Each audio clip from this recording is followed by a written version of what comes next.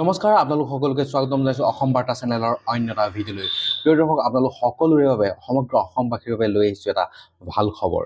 প্ৰিয় দৰ্শক, আপোনালোক সকলোৰে এটা চিনাকি অনুষ্ঠান ইণ্ডিয়ান আইডল, ৰাষ্ট্ৰীয় পৰ্যায়ৰ এটা জনপ্ৰিয় অনুষ্ঠান ইণ্ডিয়ান আইডল আপোনালোক সকলোৱে চিনি পায়।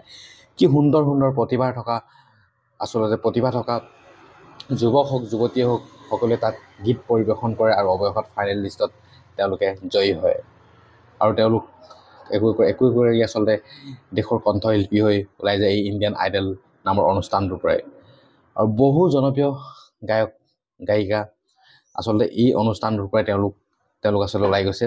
আৰু আপোনালোকে সকলোৱে জানেই ইণ্ডিয়ান আইডলৰ বিষয়ে। তো এতিয়া প্ৰথম আপোনালোকৰ মাজলৈ ভাল খবৰটো লৈ আহিছোঁ। ইণ্ডিয়ান আইডলত দেখা গ'ল অসমৰ জনপ্ৰিয় কণ্ঠশিল্পী আপোনালোক সকলোৰে মৰমৰ শংকুৰাজ কোঁৱৰক এইদৰে দেখা গ'ল ইণ্ডিয়ান আইডলৰ मंचत। जोरदार तालियों से स्वागत कीजिए शालमली खोलगड़े एंड शंकुराज कोनवर।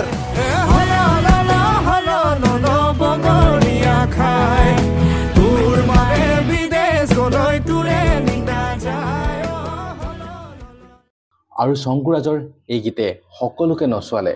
তাত থকা দৰ্শক আৰু ইণ্ডিয়ান আইডলৰ যি বিচাৰক মণ্ডলীও নাচি উঠিল শংকুৰাজ কোঁৱৰৰ এই গীতত।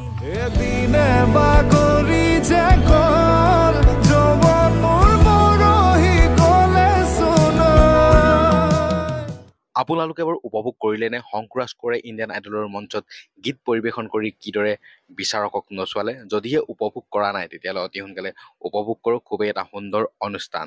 তো বন্ধুসকল, আজিৰ ভিডিঅ'টো ইমানেই। আকৌ আপোনালোকৰ মাজলৈ লৈ আহিম ভাল খবৰৰ সৈতে এটা নতুন ভিডিঅ'। বহুদিন ভিডিঅ' দিব পৰা নাই, এতিয়া ভাবিছোঁ ৰেগুলাৰ আপোনালোকৰ মাজলৈ আহিম। তো সকলোৱে চাব আৰু ভিডিঅ'টো এটা লাইক কৰিব। আৰু যদিহে চেনেলটো ছাবস্ক্ৰাইব কৰা নাই ছাবস্ক্ৰাইব কৰি ল'ব। আৰু ছাবস্ক্ৰাইবৰ কাষত দেখিছে এটা বটন আছে, সেইটো বটনটো প্ৰেছ কৰি দিব। তেতিয়াহে মোৰ ভিডিঅ'ৰ প্ৰথম নটিফিকেশ্যন আপোনালোকৰ হাতলৈ যাব।